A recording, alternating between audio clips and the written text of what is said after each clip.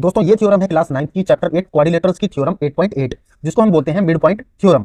तो दोस्तों ये इंपॉर्टेंट है एग्जाम की दृष्टि से। तो ये थ्योरम कहती है the line segment joining the mid points of two side of a triangle is parallel to third side. मतलब हमने दो मिड पॉइंट ले लिए, मिड पॉइंट ई और मिड पॉइंट एफ, और इन दोनों मिड पॉइंट को ज्वाइन करने वाली लाइन यानी कि ई एफ ये किसके पैरेलल होगी, बीसी के, यानी कि थर्ड साइड के पैरेलल होगी। ये चीज हमें प्रूव करनी है। तो सबसे पहले आ जाती है गिवन की लाइन। एबीसी एक ट्रायंगल दिया हुआ है जहां पर ई और एफ क्या है, मिड पॉइंट है किसके, एबी और एसी के। नेक्स्ट आता है टू प्रूफ, यानी कि हमें सिद्ध करना है, प्रूव करना है ई एफ पैरेलल है बीसी के, और हमें इसमें थोड़ी सी कंस्ट्रक्शन भी करनी पड़ेगी, यानी सी पॉइंट से हमें एक लाइन खींचनी पड़ेगी जो कि पैरेलल होगी किसके, एबी साइड के, और ई एफ को आगे थोड़ा सा बढ़ाना पड़ेगा, एक्सटेंड करना पड़ेगा, और ये दोनों एक जगह पे क्या करेंगे, इंटरसेक्ट करेंगे, जिसको हम लिखेंगे पॉइंट डी। तो तीसरा पॉइंट आ गया कंस्ट्रक्शन का। भाई सी से हमने क्या ड्रॉ की, एक लाइन सेगमेंट ड्रॉ की जो कि पैरेलल होगी किसके, एबी के, और एक्सटेंड कर दिया ईएफ को ताकि ये इसी लाइन को डी पर मीट कर सके। तो ये डायग्राम आप देख रहे होंगे। तो दोस्तों अब हमें दो ट्रायंगल प्राप्त हुए, कौन कौन से, एक तो ये एईएफ, एक सीडीएफ। तो हम लिखेंगे सबसे पहली line, in triangle AEF and triangle CDF. तो दो ट्रायंगल मिले, इन दोनों को कॉन्ग्रुएंट प्रूफ करेंगे। तो सबसे पहले हम क्या करेंगे, भाई ये एंगल और ये एंगल क्या होंगे, एक दूसरे के अल्टरनेट एंगल होंगे। क्यों होंगे, क्योंकि एबी के पैरेलल हमने सीडी लाइन ड्रॉ की है, और ईडी जो है यहां से लेकर यहां तक की लाइन, ये क्या है, ट्रांसवर्सल लाइन है। तो ये एंगल इक्वल टू ये एंगल, यानी एंगल एईएफ इक्वल हो जाएगा एंगल सीडीएफ के। रीजन क्या लिखेंगे, अल्टरनेट इंटीरियर एंगल, ठीक है। और दूसरा एंगल क्या हो गया हमारा, भाई वर्टिकली अपोजिट एंगल। तो AFE angle AFE equal to angle CFD. इसका रीजन होगा वर्टिकली, ठीक है, शॉर्ट फॉर्म में लिख रहा हूं, अपोजिट एंगल। भाई तीसरी चीज क्या लिखेंगे, एएफ साइड किसके बराबर है, सीएफ के बराबर।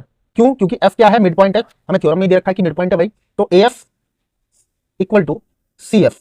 इसका रीजन होगा F is mid point of AC. तो एसी साइड का मिड पॉइंट क्या था, एएफ। तो दोनों ही ट्रायंगल यानी कि एईएफ कॉन्ग्रुएंट हो गया सीडीएफ के। किस रूल से, दो एंगल मिल गए हमें इकट्ठे और बगल में एक साइड मिल गई, तो ए एस रूल से हमें कॉन्ग्रुएंट ये प्राप्त हो गए, ठीक है। तो दोस्तों दोनों ही ट्रायंगल हमने कॉन्ग्रुएंट प्रूफ कर दिए। तो कॉन्ग्रुएंट प्रूफ करने के बाद हम क्या लिख सकते हैं, ये जो एई साइड है ये किसके इक्वल हो जाएगी, सीडी साइड के, बाय सीपीसीटी। तो एई इक्वल टू सीडी हम लिख सकते हैं सीपीसीटी, क्योंकि कॉन्ग्रुएंट करने के बाद हम सारे पार्ट्स इक्वल कर सकते हैं। और दूसरी चीज, ये जो एई साइड है वो ईबी साइड के भी इक्वल होगी, क्योंकि ई मिड पॉइंट है, हमें क्वेश्चन में ही दे रखा है कि भाई एई इक्वल टू ईबी, ठीक है, क्योंकि E is mid point of AB, ठीक है।